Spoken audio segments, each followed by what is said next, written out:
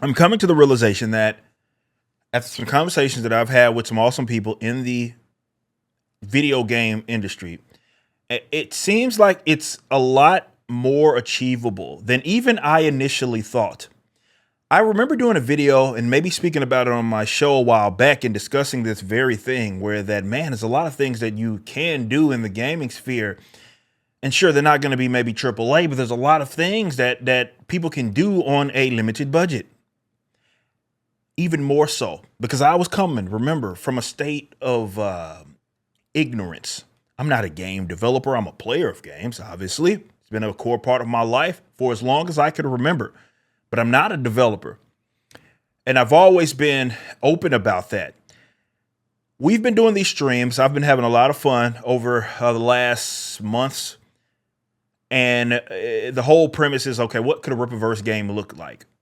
And we are taking suggestions on trailers and gameplay footage to watch, thinking about what kind of characters could appear and what setting makes sense for them.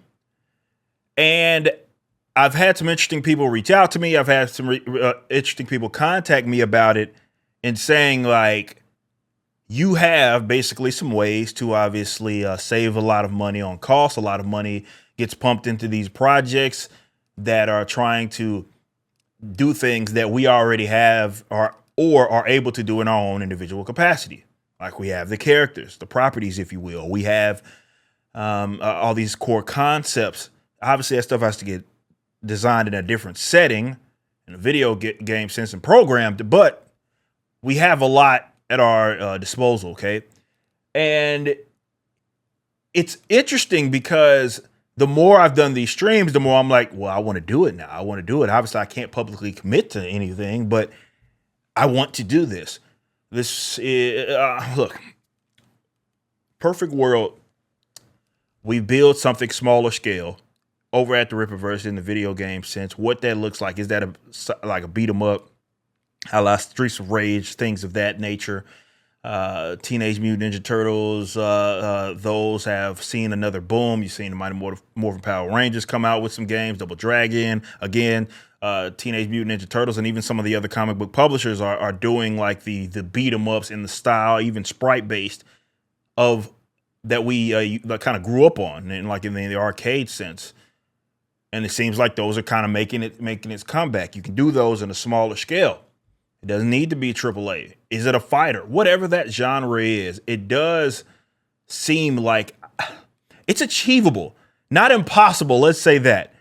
Now, obviously, executing is the real thing. You can have all the ideas in the world, but getting the proper team together is what is most important, and then trying to make it come to life. So what does that look like?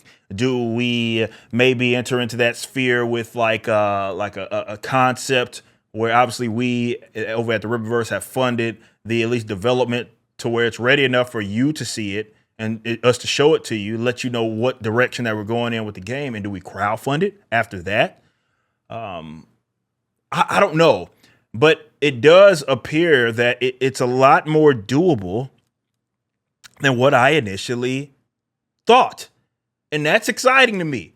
Games, and this is the point before I went on this tangent here that I wanted to make. Games, that's the medium. The interactivity of video games is the medium. There's more people playing video games than there are, let's say, buying comics. And if you play your cards right, the goal will be one would sell the other. So maybe we put out something small scale. Maybe it does semi-decently. And from there, we start to branch out and do other things. I would love for gaming to be a wing of our company. Not making promises, not committing to anything. So I don't want anybody kind of quoting me like, oh, wait, he is doing game. No, I didn't say that. Let's hold our horses there, pump our brakes.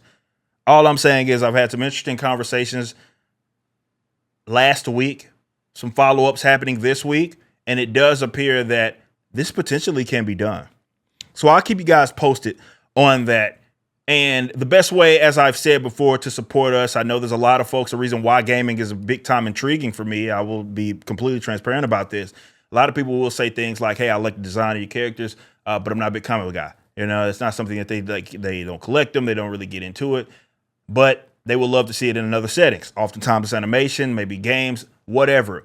So that will be the goal. Maybe you put it in that sphere, you get that audience, obviously, of people that want to get in on it, but also the goal would be to sell the comics, right? So they would have this sort of cohesion among one another. So the game could sell the comic could sell the game, and vice versa. We'll see what happens. But I'm going to keep doing those streams. We're going to keep brainstorming. I'll keep having those conversations behind the scenes. And who knows, maybe something obviously small scale to start gets put out, and we'll see what happens. And then you can see the characters of our universe be put in a realm, in a medium that you all know, love, and appreciate. We'll see. I can't make promises, but we will see.